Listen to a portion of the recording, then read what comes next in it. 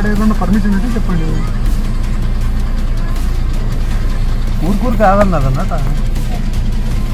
ఇప్పుడు కమ్యూనిస్ట్ వాళ్ళు వినారు, కుల సంఘాల వాళ్ళు వినారు, విద్యార్థి సంఘాల వాళ్ళు వినారు. మళ్ళీ వాళ్ళకి ఎవరికి లేని అబ్జెక్షన్ మాకెందుకు అంటున్నాను. నేను ఎక్కడికి మీ ఇన్వెస్టిగేషన్లో నేను ఎక్కడ ఇన్వాల్వ్ కావడంలే. బాధితులు ఎక్కడున్నారో కనుక్కున్నా. బాధితులు ఇంటికాడ ఉన్నారంట. బాధితులు ఎవరైనా సిద్ధార్థ రెడ్డి మా ఇంటికాడికి రావద్దని ఏమన్నా చెప్పినారా?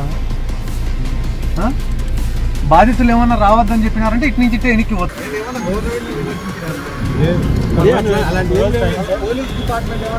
అలాంటివి ఏం లేవు సార్. మీరు ఎప్పుడైనా రావచ్చు. నేను ఏం చేస్తున్నా, బాధితులు ఎవరైతే ఉన్నారో వాళ్ళ పరామర్శించి వస్తున్నా.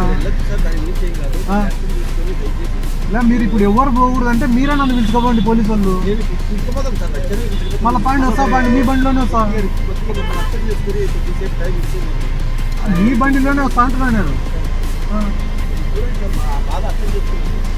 కాదన్నా, నన్ను మీరే పిలుచుకోబండి పని. ఇలా నన్ను మీరు పిలుచుకోబండి అంటున్నా. ఎవరొద్దు, వీళ్ళు ఎవరొద్దు, నేను వస్తా, మీతో పాటు మీరే పిలుచుకోబండి అంటున్నా. కాదన్నా, నేను ఏం చేసినా ఇప్పుడు? నేను లా అండ్ ఆర్డర్ ఏదైనా అదుపు తప్పించినానా? ఏం జరిగింది అని